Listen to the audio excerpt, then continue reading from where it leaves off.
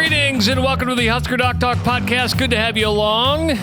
If you're new to this channel, make sure to hit that subscribe button, give this video a like. Also, leave some comments if you feel free to do so. We like the comments. Comments are getting interesting, Dr. Rob. They really are. Last week, we did a remote podcast, and you can tell people who are new to the podcast, and you can tell people who have been here a while. The new ones are like, I don't have time for the personal talk. I don't need live stories. I get that every day. I want football. And I'm just like, well, we're not changing. We've been doing this for like 15 years now. Yeah, it's always going to be a little bit of that, although we got a big chunk of the audience tunes in for that.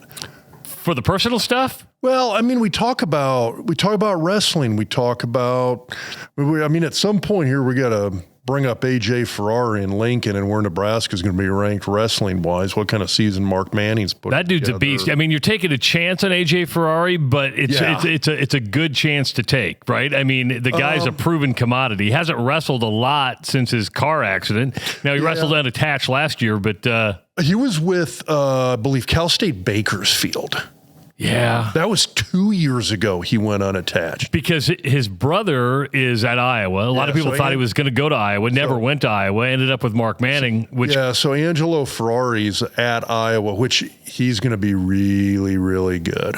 Iowa's got a good one there. I mean, we'll get him in the portal when Iowa keeps finishing behind Nebraska. Well, at the NC2A. That may happen. I mean, it's crazy. Now, to be fair, Mark Manning and the Huskers aren't going to get as high as Penn State. Nobody's going to get to where Penn State is right now. That is, in the words of Coach Rule, that is an ascended level. Yes. Elevated. I mean, you had Iowa back with Dan Gable. Now you just have Cale Sanderson and Penn State, and there's everybody else. But sometimes you get into a tournament like Nationals, one or two guys have like a really good tournament, and all of a sudden you're right there in the thick of it. So it'll be interesting to see how they do this year, because you do have a couple of new faces.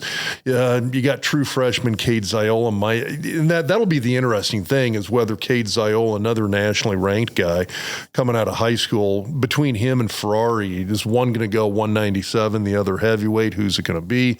So we'll see what happens. But so there you go. That's the rabbit hole we start on. So there are a lot of people going, it happens quick. Talk football, damn it. Dude, wait till we start talking beer again. Oh, yeah, and that's going to happen. Owen just informed us next week we're going to be back into the basement studio. It looks really, really good.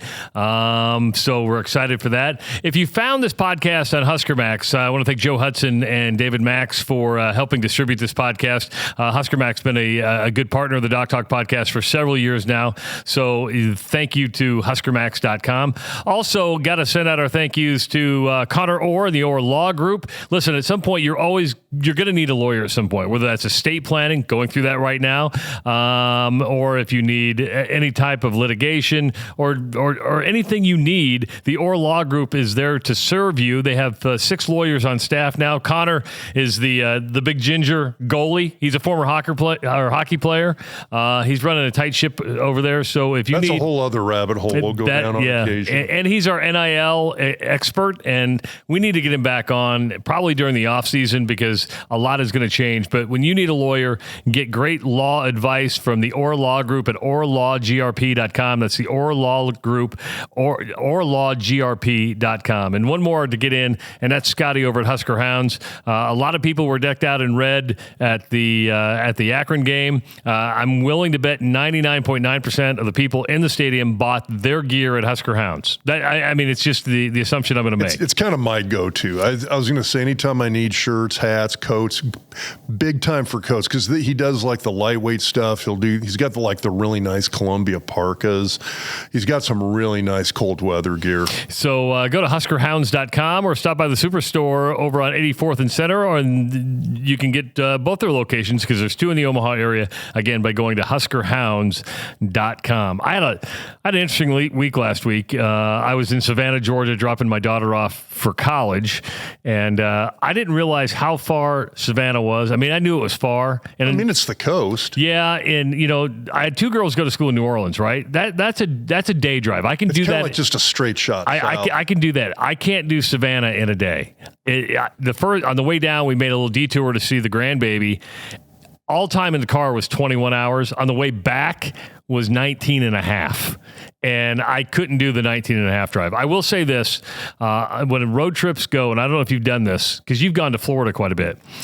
I've only driven it once, though, but we've driven to Nebraska to New Jersey several times. I went to the Great Smoky Mountains in Tennessee, and I'm telling you what, might have been one of the best drives I've ever been on. It's beautiful. It is. It was absolutely spectacular. But now we're settling in, and you came bearing gifts today. I now am an official Augustana fan because I have an Augustana hat. Gear. You said you liked the powder. This is my favorite hat, so I'm not giving this one up, but I'll get you one. No, I like the powder blue. Owen got meat. Where'd you get Owen the meat at? So that's from Look's Marketplace in Sioux Falls. Got featured on diners, drive-ins, and dives. Yeah. This was literally decade plus ago, but old school butcher shop. You can go in there, get all your steaks, chops. They fly in seafood daily. So they do the same day fly-in on the seafood. So the seafood's outstanding, but they smoke all their own meat as well too. So you got barbecue, you've got, I got Owen hooked up with a bunch of brats. It's some of the best brats I've ever had. On my road trip, have you ever been to a Buc-ee's? Have you heard about the Buc-ee's truck stops? I know of them. I've never been to a Buc-ee's. Dude, we were going to bypass it, and I said, we were somewhere in Tennessee, and I said, you kind of got to do it. I said, let's just stop. Let's see what it's all about. First of all, they had 120 gas pumps. Semi trucks are not allowed. Honestly, it's like a super Walmart. It was except crazy. It's a gas station. There's no semi trucks allowed, so they don't do the diesel. All they do is 120 gas pumps. And I walked in, Ross. Rob, you'd have been happy because you just flipped over to the other. I flipped over to the other show. Ross. Right. If you're going to call me by somebody else's name, I will take Ross's. They had a barbecue pit in the middle. They were pulling pork and cutting brisket, and then on the back wall they had a slab of meat where they were drying their jerky. They were doing it all right there. That is outstanding. And I thought Rob would absolutely love this. Yeah, I would eat some. And then they had a fudge shop. They were making fudge. It was, I've never seen anything like it. I'm sure a lot of people listening to this have been to a Buc-ee's. It was tremendous. All of a sudden, you kind of get it. You do. You get it. You're like, okay, I can do this. There you go. All right. Husker fans like to live in the past. They love the glory days of the 90s. And rag on Iowa. And rag on Iowa. But I'll tell you what, this past weekend against Akron brought back memories of my childhood when Nebraska would beat teams 60-some to nothing and just kick the crap out of teams that they were supposed to. We talked about it last week, that the Akron game was going to be shit. We said that off the top. But what I think is impressive about this is that we knew it was going to be shit, and they went out and they absolutely dominated. That's what you want to do against an inferior team like Akron, just kick the crap out of them. And that was something, Nebraska's had some kind of rough goes against, technically, this is an FBS team. It is not a good FBS team by any standards whatsoever. But you look, and Troy was a much better team than Akron. Georgia Southern was a better team than Akron. Northern Illinois was a better team than Akron. Even some of the teams that Nebraska beat, when you look at like a North Dakota that Nebraska played in Lincoln a few years, where Casey Thompson had to bail us out of the end zone with a Hail Mary out of your own end zone to, I think it was Trey Palmer, who I think it was too, made an insanely great catch to basically save Nebraska's win in that game. So there's these teams that are these lesser teams that Nebraska has not performed well against. They've almost, I don't know if playing down to them is a way to put it, but then Nebraska will go play a Michigan and look great. And so it's hard to judge when the opponent is not good. About the only good thing that can ever happen with an opponent like this is what you saw on Saturday, is you go out and just absolutely nuke them. And that's what they did. 68 to nothing. Yeah. And it was nonstop from the beginning. There was still some stuff. I think I hate nitpicking a ton. I would have liked to have seen them put it away a little earlier. In the first quarter, they get up 9-0, because they were unable to punch it into the end zone. I mean, they left probably 2 touchdowns on the field in the first quarter alone. They got stopped on a 4th and goal. I mean, from a foot out. They tried the tush push with Heinrich Harburg even. I mean, with kind of the power quarterback. I mean, he's like a big H-back back there, and they couldn't push it in. O-line's got to like buckle down and just say, hey, we're gonna knock all of these guys across from us 5 yards into the end zone, and that did not happen. They got stood up on the 1 yard line. I mean, you can't do that. They kind of made up for it. I mean, on another chance to score, Emmett Johnson gets hit. It was a true forced fumble. Guy got his helmet on the ball, knocked it out. But a couple plays later, Nebraska gets a safety, kind of redeems themselves a little bit, hence the 9-0 score. But that's one of those things you get down there, there's got to be like an early, we got to take care of business kind of stuff. And you got to start smoothing some of these wrinkles out. And I think that a lot of that is stuff that I'd call still early season mishaps that you've got to get fixed. On the flip side, then they came back. I think everybody kind of settled down and did what they were supposed to do. But there's still some stuff there I look at that I'm like, we got a few things we got to fix here. So you're saying don't look at the 68-0 score. There's still a little bit of false hope there. I mean, a little bit. I mean, you did what you were supposed to against them. You played everybody. But this was not a good team. Those guys were. That was just a bad football What club. surprised you more, the 68 points, the 1 million yards of total offense? I'm being a little facetious there. 730. 730 yards of total offense. Held them to 175. What surprised you more, the Nebraska's ability to just rack up a lot of yards and points, or how bad Akron was? How bad Akron was. Because Nebraska's played lower division teams who have come in and just punched you right in the mouth. So we've played, quote unquote, lesser teams. We've played the FCS schools. We've played these MAC, Sun Belt, Southern, AAC conference schools, and we've gotten punched in the face. They'll hit back. Akron didn't have the ability to hit back at all. Yeah, I mean, for as good a reputation as Joe Moorhead has had over his career, it's looking right. And maybe it's just. I mean, maybe it's just maybe it's just a bad place to play. I mean, if you're in Ohio, obviously you've got Ohio State, you've got Cincy, and then all of a sudden you start looking at some of the other schools. I mean, you got Miami of Ohio. You've got University of Ohio. Which beat West Virginia this week. Yeah.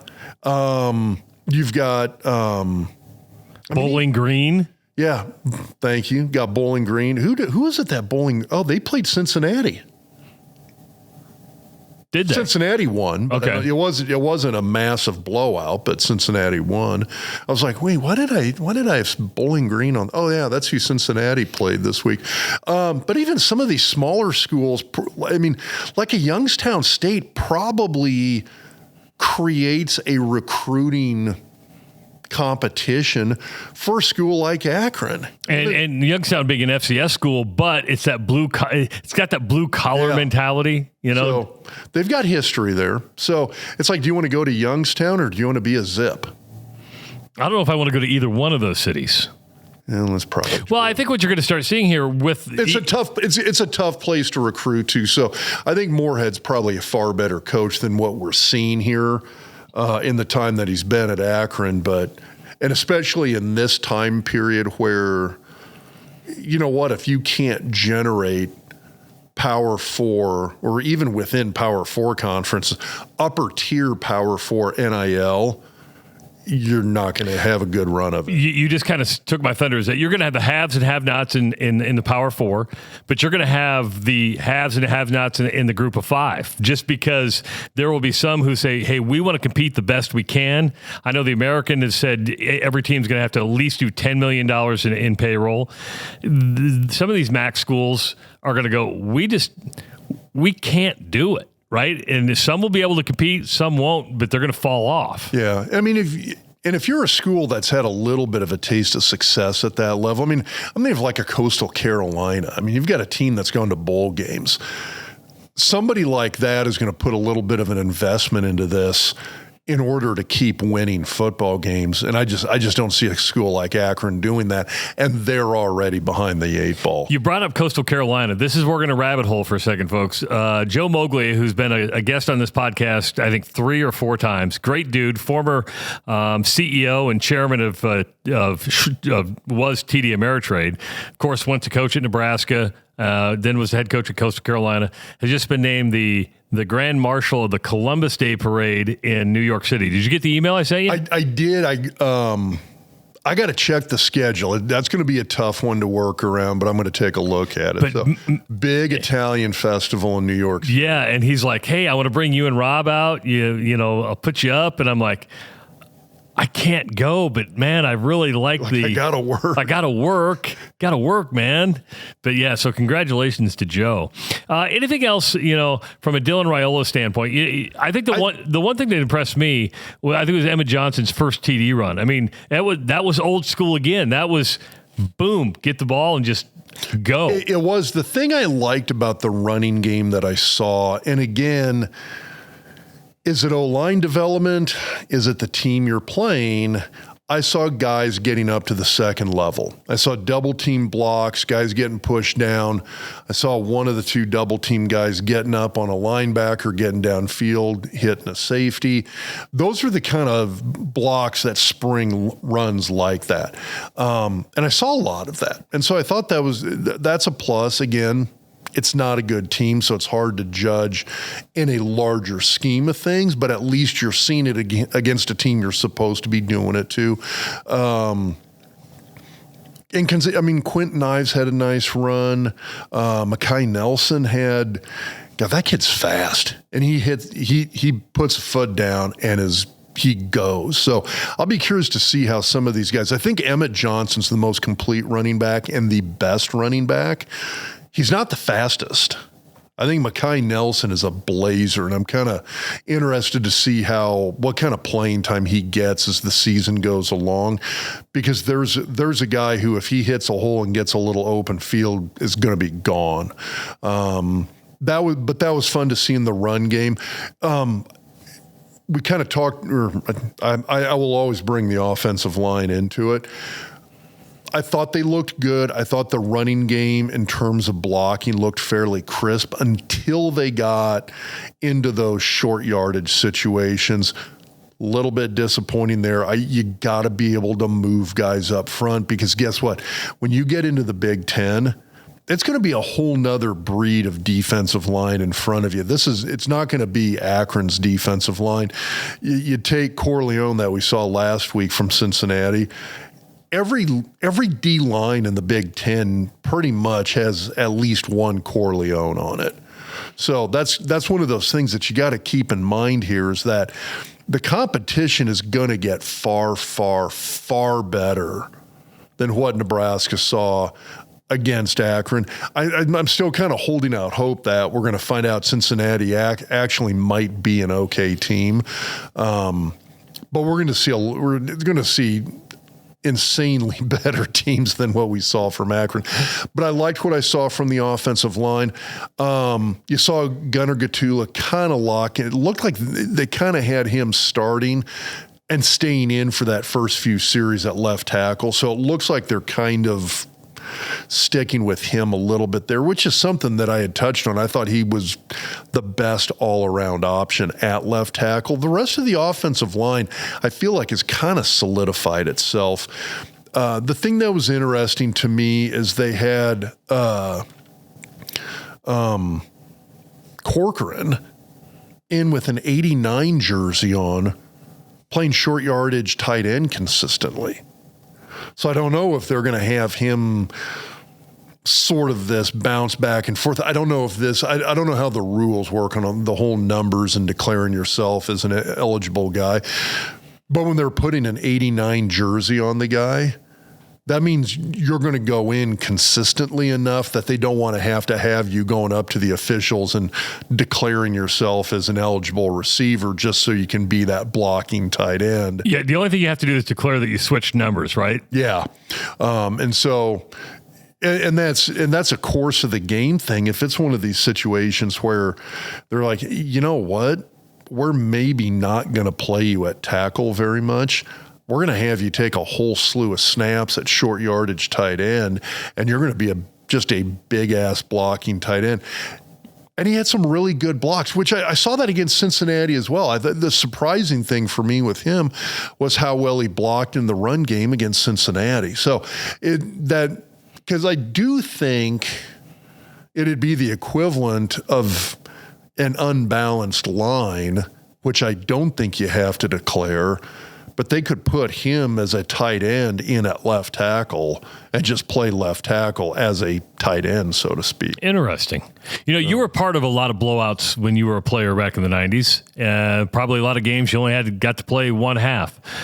We haven't seen this in a long, long time. We haven't. And I mean, I'm just asking the benefit of getting everybody into that is game. Big. And I mean, that was something that I thought the Nebraska coaches, that was kind of an Osborne thing. He wanted a 3 deep at every position of really well-developed guys. We practiced like that. We played games like that. And he would put younger guys, less experienced guys in to games, and he would try to get them reps when the game mattered. And if it was if you were playing, like if it was a top 5, top 10 matchup, you might not see as much of that. But I can think of a lot of times we'd be playing Oklahoma State, Missouri, where it's a good, solid conference opponent, maybe not a top 20 team, but a solid conference opponent. And you're running out to the huddle and you look down and here's redshirt freshman Aaron Taylor at left guard instead of Joel Wilkes for a snap, or Joel's looking over and here's Chris Dishman next to him instead of me, where you're getting some of these younger guys in on a consistent basis. It's nice to have games like this where guys can get those repetitions because from a growth and developmental standpoint as a player, it matters. It doesn't matter how hard you go in practice. Even a game against the Akron Zips is different when it comes to these younger players. I don't think it matters quite as much when you're Henry Lutovsky, but if you're one of these young guys, it does make a difference from that developmental standpoint. Well, you brought up Nebraska is going to be playing better competition in the future. It sure as hell is going to be this weekend because they play Houston Christian. So they could probably start the third team and win this game. They won't, but it's one of those things. It's hard to get excited about a game like this. It's hard. I mean, I watched the Akron game, and once it was out of hand, I'm like, I'm done watching. I did turn it back on in the fourth quarter because I wanted to see the light show, and I'm going to be perfectly honest, the fourth quarter light show might be the best thing in college football right now. It is a lot of fun. It is pretty cool. The drones and all that stuff, that's incredible. Yeah, it's fun watching that. I mean, that's a reason to go to the game. That night, I was like, okay, that was worth the price of admission. Which, I got to check and see what time the Houston Christian game's going to be now. The thing that's interesting for me, again, there's a value in a game like this, that Houston Christian game, because you are going to have some young guys who are going to get a ton of reps. I mean, it was kind of cool to see TJ Lateef out there at quarterback. I mean, and he's a little bit of a wild card because I'm sitting here and wondering, okay, well, what do they do with him? Do they really more intentionally try to redshirt a guy like that and get an extra year out of him, which means you've got to really strategize when you're putting that guy into a game because you can only play him in 4 games. Now, if you're going to pick a game to put him in, put him into a game where he can get a ton of reps, which is going to be Akron. That's going to be Houston Christian. So, you know what? If everything's looking good, Nebraska's offense is looking sharp, man, maybe only play Raiola a quarter and a half, couple of quarters, and then put TJ Lateef in there. Or maybe put Lateef in there for 1 or 2 series in the second quarter, maybe have him rotate a couple, go back and forth between him and Raiola a bit, but get Latif a whole bunch of time this week and get him a little bit of experience in that setting. Are back-to-back games like this beneficial? And hear me out, because a half for Royola against Akron, probably limited playing time against Houston Christian. Then you're going to turn around and play Michigan. Would you rather just have one game like this, or would you want back-to-back powder puffs? I think it kind of depends. I didn't like playing these subpar teams a lot. On the flip side, it gave you a chance to work on certain things. I mean, you'd go out there thinking about it that like, hey, we're going to go out there. I mean, I feel bad talking about him in this regard, but we played my senior year and then the following season after I graduated, we played Pacific and back. I remember seasons. That. It was 77 to something, wasn't it? It was just, it was ridiculous. I think they scored 70 both years. And I mean, Pacific had zero chance. I mean, they got a paycheck, and then after 95 still cut their program. But that was a school that you'd go out there and you knew they had no chance against you. I think we played one quarter my senior year against them, and then they pulled all the starters. But again, it gave a lot of these younger guys a chance to get a ton of reps in a football game. And there's some value in that. I'd kind of like to see less of them. I mean, if you've got one of them on the schedule, it's kind of nice to have. It's sort of like having a bye week. Guys can rest up. Guys can let some injury heal.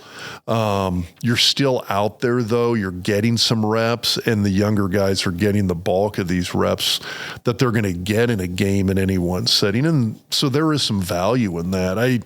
So I'm not completely discounting having teams like this on the schedule. Correct me if I'm wrong. Houston Christian was a replacement game.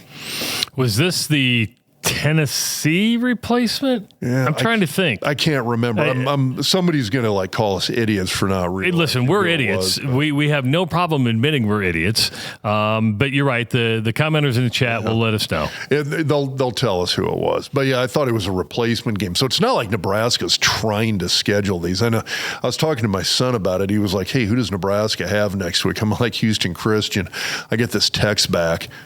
Until 20 seconds ago, I didn't know that school existed. I knew they had a basketball team. By the way, it is a replacement team for the University of Louisiana Monroe. Okay. They would have been a better opponent than Houston Christian. You're right. They probably were a better opponent than Akron. Anybody from Louisiana. Man. Houston Christian. Anyway, I knew they had a Division I basketball team because Creighton played them a number of times. If you would have told me they had a football team, I would have been like, okay. I'm not going to lie. I actually looked up Akron, and I could tell you who their big portal guys were. I mean, you had a wide receiver, you had a running back that were portal guys that were pretty good. Had a couple of defensive guys who were okay, but I mean, and then you got Moorhead. But outside of that, there's really nothing to talk about. I didn't even bother looking that up on Houston Christian. So, well, it's going to be it's an 11 a.m. kickoff. It's going to be on FS1. So no light show. No light show. People probably be leaving by halftime because it's going to be a blowout again. I mean, it's going to be a blowout. If they don't put 50 on this team, you'd be like, why didn't you put 50 on this team? It is, but again, get some younger guys out there and do to this team what you're supposed to do to a team like this. So in the greater scheme of college football, of course, Michigan coming up in a couple weeks. Michigan went to Oklahoma and got beat. I mean, Mateer for Oklahoma is a hell of a quarterback. And I always thought Venables was a really good coach. Now, does that mean good head coach? Well, we'll find out here. But again, I thought Oklahoma was one of those schools. They had a letdown there for a couple of years, and not a huge letdown, but I think Oklahoma's going to end up being a very solid team. I don't know. We'll see how the rest of the season goes. But, I mean, it's not like Michigan was super impressive In its opener? Yeah, I know. Its opener. I mean, they won. It wasn't a close game, but they weren't playing anybody either. So, because you originally had that game as a loss. I had it as a win. Are you going to change your mind? You had the luxury of doing that. I think Oklahoma was actually a pretty good team. Again, that was one of those games, though, that it surprised me a little bit. I thought if Michigan lost, I thought they'd keep it closer than that one. But that's... I don't know. We'll find out. I mean, God, it's still so early in the year. I mean, when you look at some of the surprises, probably one of the bigger ones for me, I'm looking at Kansas State. I mean, they got, which actually, I mean, they probably should have beat Army. They just never had the ball. The time of possession, I think it was almost 45 to 15 minutes in time of possession. It's that Dublin jinx. You know, you lose, you go overseas, you lose. In a close game, the quarterback's brother and father get in a fight out in front of the stadium. Then they come home and barely beat North Dakota, and then you get beat by Army. I mean, it's very uncharacteristic of a Chris Kleiman team. It very much is. I mean, he usually has incredibly well-coached teams. And I actually think he'll kind of get this turned around and they'll have a halfway decent season. I mean, if Iowa State is as good as the ranking they've got, because they're 14. No, they're 14 now. They moved up a couple spots. So if Iowa State is even remotely as good as they are, or as good as they're ranked, K-State kind of had them on the ropes a little bit. I mean, it was turnovers, it was penalties that kind of killed K-State against Iowa State in that Farmageddon over in Ireland. And so if K-State still has the same makeup of that team, they'll get it turned around, I think. Should talk about Iowa a little bit since we're talking about Iowa State. What, there's no offense again? So, okay, I have a legitimate question. And I have a legitimate answer for you. Okay. You go back a few years ago, and I'm not talking about... Like how far back? When they went 12-0 in the regular season? That would have been 15. Not that far. Okay. Okay, so let's say, I'm going to say like 2019 to 2022. Okay. Maybe even 2023. Okay. Where you could look at Iowa and you could at least go, okay, you know what? They're going to have a really, really good offensive line. They'll have a running back that is serviceable enough that they're going to be able to grind clock, churn out a bunch of yards, keep the ball out of your offense's hands. And so that's one of those things that they always had on offense. Would always have a couple of tight ends who were going to go to the NFL. You had one wide receiver who, at least against Nebraska, could do some damage. Then they always had a spectacular defense, and they had amazing special teams. Special teams are still there. Defense is, they need some help at linebacker, but that group's getting better. Offensive line was serviceable against Iowa State. But are you going to, is this a team? No. Some of those, I'm going to answer it now. No. Some of those Iowa teams, they could beat you with their offensive line alone. This team won't. They could beat you with their defense and special teams alone. Where I was screwed up, I mean, when I was really good, go back to 15 when they had C.J. Beathard, you had a quarterback that was actually good and you had some wide receivers. He made some NFL teams. You don't have a quarterback right now. Mark Gronowski is not, he has not performed worth the $2 million he's getting. Is that what he's getting? That's the report. They don't have any wide receivers that can create separation. And they've got running backs. Their best scoring drive, they took 9.5 minutes off the clock. But it's an average team. They're not bad, but they're not great. But I was one of those teams, when you look at that 9-minute scoring drive, Iowa used to consistently be able to put 3, maybe 4 of those together and just shred the clock. Yeah. And they would score on all 4 of them. They've got a good Australian punter. They've got a good place kicker. Is their punter actually from Australia? Yeah. I'm going to tangent really quick back to Nebraska. I feel bad. Nebraska's punter, Archie. Yeah. His parents, 9,000 miles from their home in Australia to Lincoln, Nebraska. It's like 9,200 miles. They didn't punt at all. And they were there too, weren't they? Yeah. But they were there the week before against Cincinnati too, so they stuck around for. Were they at the Cincinnati game? They were at the Cincinnati game too. All right, so they got to see him punt a little bit, but so my question is, and this I'm not asking this, by the way, for our Hawkeye fans, which there are none listening to this right now. Dude, we draw a few of them. Anyway, for our Hawkeye fans, I'm not asking this in the sense of like, yeah, Nebraska's better than you now. I'm saying just take Iowa on its own merits, not comparing them to Iowa State, not comparing them to Nebraska, not comparing them to anybody else. We're just Iowa on their own merits. Is this the end? It's pretty close. You're getting really close. You're talking about Kirk Ferentz, who's been the head coach for 27 years. That's an incredible number. I've had the chance to meet Ferentz since high school, I've had a chance to meet him a couple of times. I really like the guy, and I really do think he's a very good coach. But at the end of the day, there's a number of things coming to an end. One is Kirk Ferentz at Iowa, 27 years.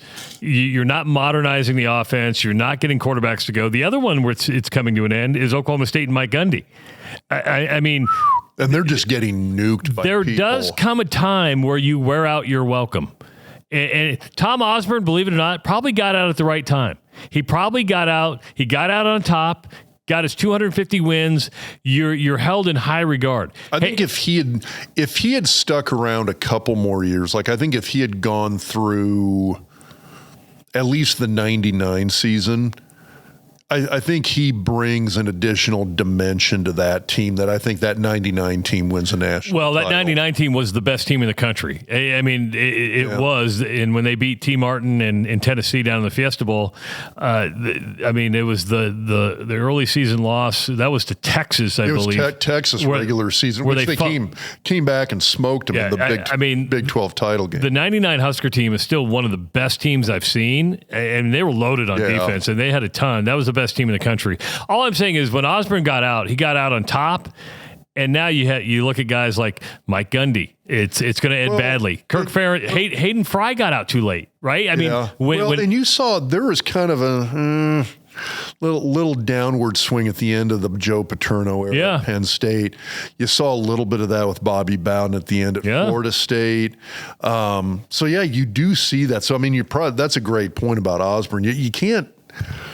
I mean, it was a great way to finish out. It was. No, a lot of people probably mad at him that at the time probably weren't happy with Frank Solich. Frank Solich was not a bad coach. It was just anytime you replace a legend, it's a very hard thing to do. Look at Kalen DeBoer replacing Nick Saban. It's in a no-win situation because you're always going to be compared to the guy. How many times did Alabama compare like its next 5 coaches to Bear Bryant? It took that long for that to get rid of. Well, and even when you had a guy like Gene Stallings who won a national title in '92, even he, after he won the national title, he maybe stuck around maybe one more season. It wasn't very long. Yeah, and even then he was like, all right, these people are freaking nuts. I'm getting the hell out of here. But to answer your question, I mean, he's 70 years old, so the end is near.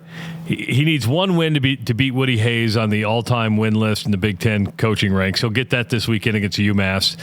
You wonder at the end of the year if he doesn't ride off into the sunset. He was on my radio show a couple months ago. He's like, I feel better than ever. But that's just talking points. You're never going to spill it to a local radio show and say, yeah, this is going to be my last year. Well, and again, let's go back to Gronowski. I mean, you got a guy who was South Dakota State's quarterback, 2 national titles, and then this last year they lost in the national semifinal. So you've got a guy that he's used to winning.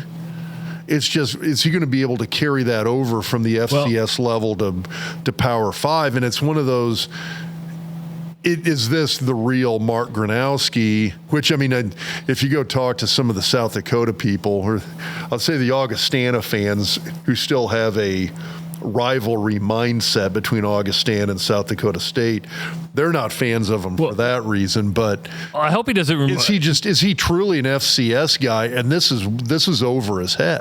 Well, this is where I go to smarter people, and I hope he doesn't mind that I'm relaying this conversation. But I had a conversation with Bill Bush today, former Nebraska assistant. I was on the phone. Smart dude. He's a very smart dude, and we were just talking about it. He goes, he doesn't read his progressions. He goes, I watched every bit of that game. He missed every guy that was wide open. So he's not going. He's got happy feet. That's not a good sign. And he goes, even though he ran the ball 16 times, he goes, he's not that strong of a runner. He goes, so I go, is that kind of the speed of the game? He goes, that's probably a little bit of it. But sometimes, when you have good people around you, great teams aren't built on one guy.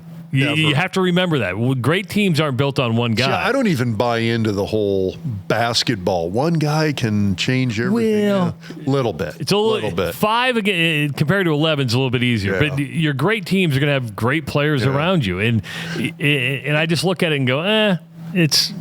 Is it just him, or is it he just hasn't been there long enough to be able to make those progressions? Well, he missed spring because he had the surgery, so he didn't get to go through spring ball. And the only practice time he's had is in the fall. So you're that far behind the 8 ball. I mean, he only has 127 yards passing in 2 games. That's not good. Not good at all. Well, let's go back to what we were talking about in the end. Let's start with Mike, because I got 3 coaches who I think are on the hot seat right now. There could be more. Let's start with Mike Gundy. That's an interesting situation because here's a guy that went to school at Oklahoma State. He's had a number of good seasons. He's their Scott Frost if Scott Frost had actually won. Yes. He's got a Big 12 title. I think he's only got 1, but he also has a rocky relationship with administrators. T. Boone Pickens is no longer alive.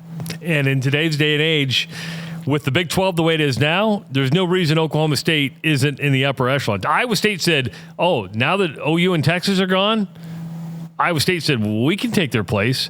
Oklahoma State just has taken a step backwards, which I didn't see coming. And that one surprised me as well, too, because there's a team that's punched out a lot of NFL guys over the years at all positions: defense, offensive line, wide receiver, the other skill spots.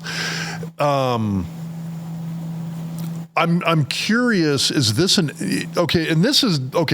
this is super low-hanging fruit. Is this an NIL thing? Is it T-Boone's gone and now all of a sudden they don't have NIL money? Could be. That they don't have the capability to recruit. And, I mean, when you look at a school like Texas will pay, they will fund NIL. Oklahoma is going to fund NIL. Those other schools in Texas are A&M, absolutely. Tech, probably. They're going to TCU. Those schools will fund NIL to try and stay relevant. Is Oklahoma State not doing that? I don't have an answer to that. But it's shocking to me. But again, you can overstay your welcome. Danny Nee, former Nebraska basketball coach, once told me, he goes, Trav, in the coaching world, you should probably move along about every 7 to 10 years. Because that's before you get sick of them and before they get sick of you.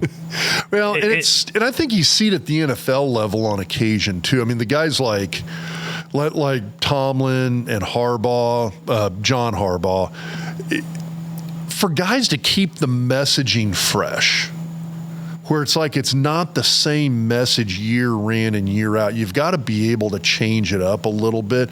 Otherwise, I think guys, the messaging gets lost on the players. I mean, I see what Matt Rule's doing already. I mean, Matt Rule is preparing for his next career. And his next career is going to be on television. Yeah. The House Rule podcast, which is phenomenal, by the way. I have not watched it. He is such a natural. He could literally go make a ton of money on television and radio. He is just a natural at it. And I'm like, you're setting yourself up for when you want to get out and you want to be a full-time dad or whatever, because you're really good at that. I think he's the kind of guy, he's good in front of a camera. He's good in front of a crowd. Yes. He does outstanding with that. Tells great stories. He's got the good stories. It's that preacher's son thing. Put me in the pulpit, get me in front of people. I would say that Matt Rule, from what I've seen, is the most personable college football coach in America right now.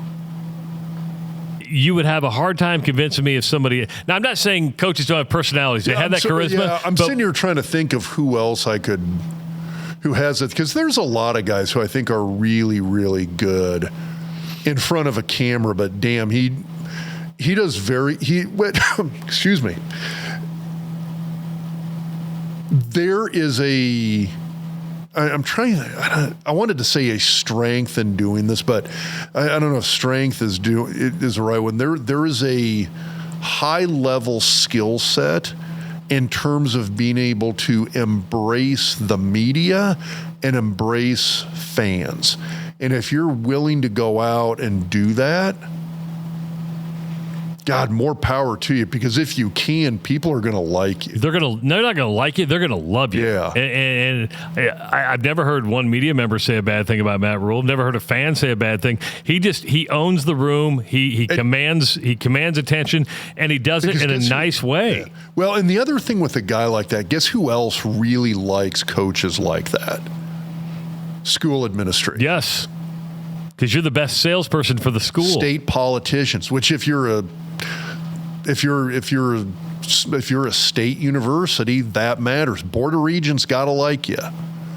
Because if the Board of Regents like you, well, guess what? The president and the chancellor are going to like you. And if the president and chancellor like you, then the AD is probably going to like you too. And so I think there's a lot of value in that. But we're talking hot seat guys. Rule probably not on the hot seat. No, not even close. If he's going to open the season with 3 wins, which means you're on track to get at least 6 again and go to another bowl game. They're going to win 10. I think your bottom. The bottom of the barrel this year is 6 and going to a bowl game again, which that keeps you around. They're going to win 10 games. Nebraska's going to win 10 games. What did I say? I said you said 8. 9. I said 8? You said 9-3. I said 10-2. Well, we talked about having a waiver game, and mine I think was USC. Yeah. So on the flip side, UCLA, which I was a little worried about, they do not look good. There's my next hot seat. Deshaun Foster has to be on the hot seat. But he's only been there.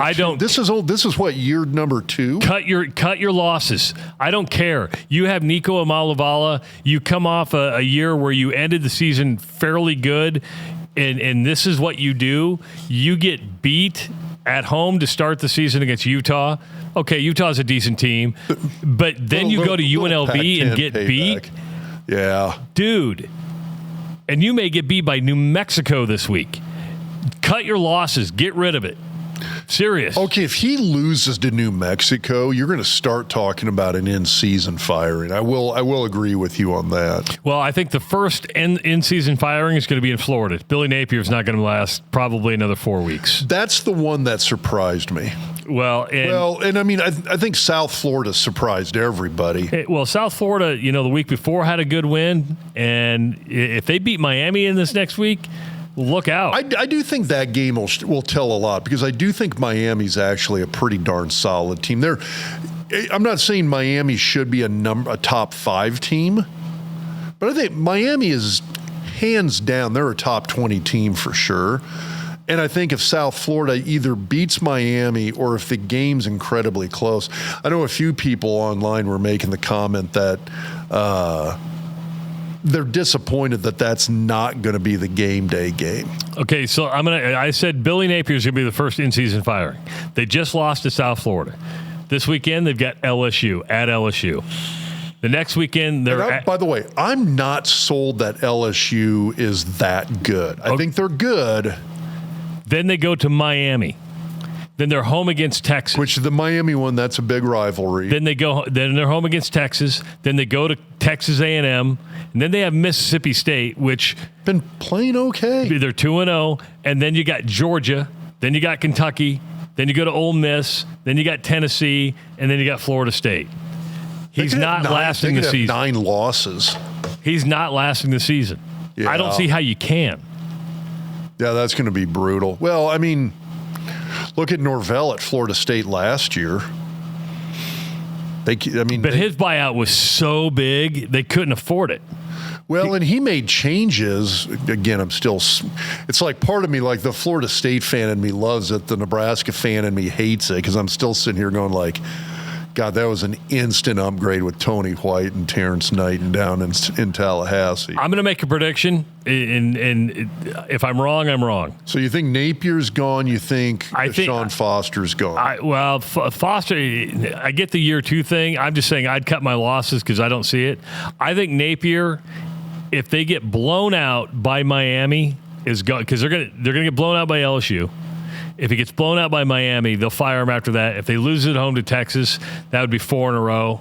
They're going to cut their losses because you got to start recruiting. You got to start getting things right in line. I was going to say when you're in because here's the other thing too.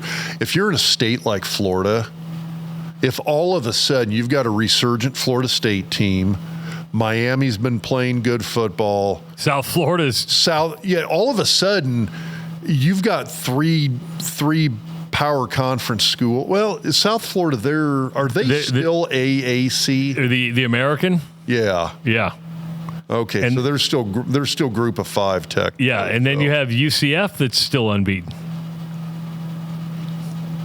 That's a lot of recruiting clout that you really have to go head to head with, and you got to have the pieces in place to do that. Yeah.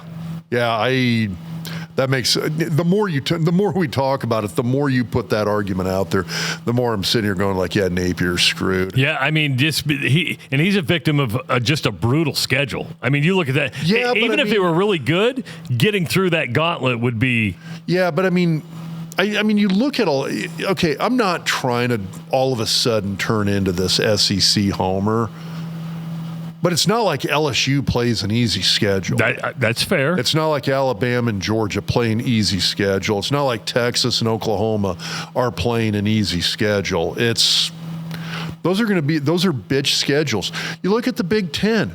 It's a freaking bitch schedule. When you've got Nebraska does not have a bitch schedule. Okay, they don't. I understand that. But, I mean, you've got teams, you look around the conference where all of a sudden, if you're going to win a conference title, you got to get past Oregon. You got to get past Ohio State. You got to get past Penn State. And then you've got this second tier of solid teams who can do some damage to you. And that's like a Washington, Nebraska, Minnesota. I hate saying that about PJ Fleck, but there's some really solid teams in the conference that make it makes it a bitch place to have to play. I mean, I just look at it though. I mean, LSU ranked 3rd, yeah. Miami ranked 5th, Texas ranked 7th, and I do think this year LSU, the SEC is by far and away the better conference this year. So it was interesting last week in the comments. Somebody was like, Rob's a Florida State guy. I would have never thought that. What's wrong with the world? And I'm like, never not listen to the podcast. Never not listen to the podcast? I wear Florida State gear every year on this podcast. And so if you were that guy who wrote that, the reason Rob... By the way, I'm not trying to make fun of you. I am, because this goes back 5 years because his daughter went to school at Florida State. Still lives in Tallahassee. We're down there all the time. And I mean, I guarantee you the moment Nebraska plays Florida State in a bowl game, I hope Nebraska kicks the hell out of them. Otherwise, I'm pulling for Florida State. It's a fun school to root for. And just to prepare you, he's also a Michigan State guy. That's been a hard one in recent years, I must say. So, and the reason is his folks went to Michigan State. So I was actually born in East Lansing. Oh, I did know that. Yeah. I think actually technically not East. I lived in East Lansing, born in Lansing, Michigan. So. I'm sure people who are going to see that shirt of yours, the 34 Trap, where'd you get that? This was Two Seam merch. Okay. So they're on Twitter. I put their stuff out there. I got my George Flippin shirt from them. I got my O-line goat shirt from them. So Two Seam merch. They're easy to find if you just search Two Seam merch on Twitter. pops right up. I'll put a link out there afterwards. It's a cool shirt. Yeah, that's a Schlesinger run, right? It is. This was one of the 2 touchdowns in the Orange Bowl. This was actually the game winning, broke the tie. So if this is the end zone, I'm standing about right here for that touchdown. Were you really? Yeah. God, I high-fived Corey right there in front of you. Yeah, you probably. All I remember is I was by myself. I was working for Fox 42 at the time. I didn't know what I was doing. That was my first year there. I'm still shooting on an old 3/4 inch deck. I've got a camera over here, a deck here. I was hating my life. Did you? Had you been to the Orange Bowl? No. When I talk about the Orange Bowl, there was one and only one Orange Bowl. Had you ever been there before? That was my first time, and I remember pulling up the Orange Bowl going, oh my gosh, the Orange Bowl. Then I walked in and went, this is the worst field I've ever seen in my entire life. It is a dot. So one thing I discovered about stadiums, there's places that are absolute dives that have a ton of character and I love. And then there's places that are absolute dives that you're just like, oh my God, this is like walking around a dirty inner city bus station. The Orange Bowl is one of those dives that has a ton of character. Love that stadium. Doesn't exist anymore. I do have a chunk of turf from that night still. Was it turf or sand or paint? Because remember, all I remember is they were running the carnival. Like you guys were warming up, and Osborne was so pissed. The halftime show was this circus carnival. Yeah, they had camels and elephants out on the field. Osborne's like, what's going on here? Yeah, and so, which actually by the end of the season, that turf would kind of get shredded a bit, and it was. Yeah, you had it was just green painted sand out there. There was no grass. Off subject here, and we'll wrap it up, but watching the game on TV, it was weird seeing red end zones in Memorial Stadium. Did you like it or do you not care? I didn't like it. It was a little too Wisconsin-y for me. Yeah, it wasn't my cup of tea. I don't mind it all that much. I don't know what it is. Maybe I'm just breaking down in my old age because I used to be serious, get off my lawn guy about any kind of change. And it's one of those, there's actually about like 2 or 3 alternative uniforms they have had that I did like, although usually it's the retro stuff. But like the all black ones they're doing this year, God, those just don't look good anyway. We're not Texas Tech, for God's sake. So, yeah, it looks like a variation of a Texas Tech uniform. But I don't know. It wasn't as bad as I thought it might be. From a distance, I kind of dig it with the green. Up close, when you're right there on the end zone, I did not like it. Oh, wrong song. I played the wrong song. It's a little chill right there. Yeah. A little back. There's the right song. There we go. All right, well, we got Houston Christian next week. Yay. But you know what? Sorry, Dave. We're back. There it is. At least through next weekend. And next week, Owen promised us we're going to be in the new studio next Sunday. I brought him high-protein bribery. Because you're a good dude. Hey, we want to thank the Orr Law Group. We want to thank Husker Hounds. We want to thank Husker Max. Support our sponsors, folks. They're the reason we're able to do that. Well, we would do this regardless, but they make it a lot more enjoyable for us to do this. So support our sponsors. That's the Orr Law Group, Husker Hounds, and, of course, use Husker Max when you need Husker News. Hit subscribe to this channel. Give this video a like. Share the video if you want, and leave us some comments. You can make fun of us. We're used to it. We'll be back next week talking about another win and then previewing the Michigan game. Hey, who's Iowa got next week? UMass. Oh, that you mentioned that earlier. Yeah, UMass. Because you said that'll be Hayden Fry. Good Lord, that'll be Kirk's 206th win, record breaking, beating Woody Hayes. There you go. This has been the Husker Doc Talk Podcast. Talk to you next week.